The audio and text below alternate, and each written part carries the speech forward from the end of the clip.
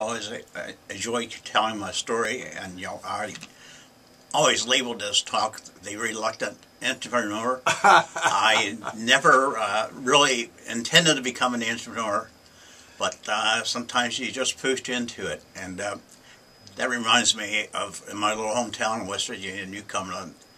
New Cumberland, West Virginia? New Cumberland, okay. West Virginia, right in the northern panhandle, only about 110 miles from here. Okay. And it was a cold day in May, and they had just built and opened up a brand new swimming pool at Thompson Run State Park.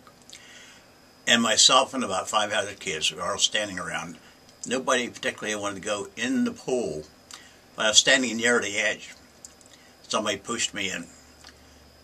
And I had the best time because I was the first one in, splashing all the other kids, and finally get him to get in the pool with me. And that's sort of like reminds me of how I got pushed into becoming an entrepreneur. You got pushed in the pool, didn't you? Yeah, I did. Oh, yeah. Interesting.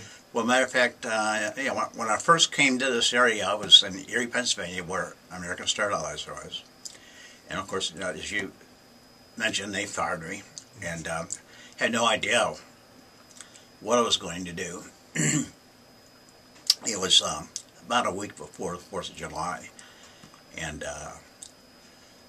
went camping, whitewater rafting, and as a lot of people in West Virginia do. That's sure, right. Yeah. And was to become my partner. He left American Sterilizer. He was an engineer. Okay.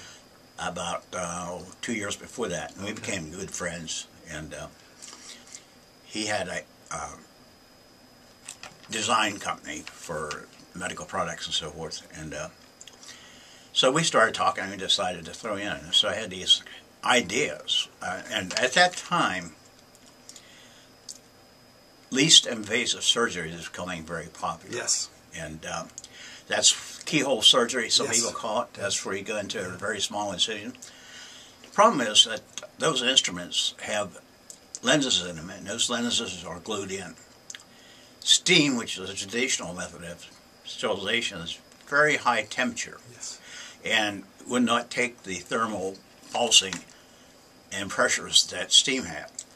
There was a low temperature process called ethylene oxide sterilization. It's a gas. That's a gas too. Gas, yeah. Yes. And it's gaseous sterile. Yeah. And problem with that is it absorbs into any plastics.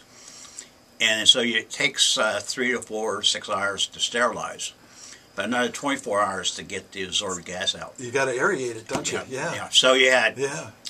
a $200,000 instrument set you're going to use every other day. People used a less efficacious process called disinfection. Yes. And the problem with that process is it's hard to monitor when you've killed everything that's not there. Yep. But you can do it, but then you have to use the solution.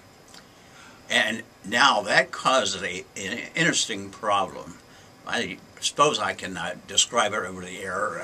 It might be hard to. Yeah, but a lot of these instruments, especially the flexible endoscopes, well, you're really talking about all those scopes that are near and dear to our hearts, like a colonoscope and esophageal scopes, and they're all flexible. Yes. They're all flexible. You hit 2 scopes right on the head. Okay. Yes.